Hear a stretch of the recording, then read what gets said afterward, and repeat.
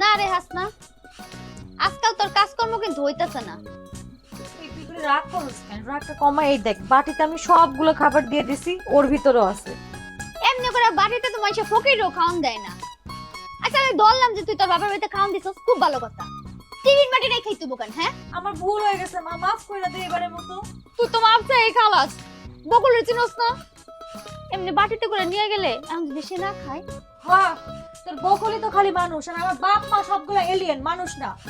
কি রে হাসনা, তুই এরকম তেরা তেরা কথা কইতেছিস কেন? কথা তো তুই আমারে শোনাচ্ছিস। আমি কতগুলো দিন পর আমার বাপের বাড়িতে খাবার পাঠিয়েছি, তোর কথা শুনে মনে হইতেছে কি জানোস, আমার বাপ মা তোর খাবার খাইয়াই বাইসা থাকে। খবরদার হাসনা, আমারে কোনো ধরনের তেরা তেরা কথা শুনিতে আসবি না।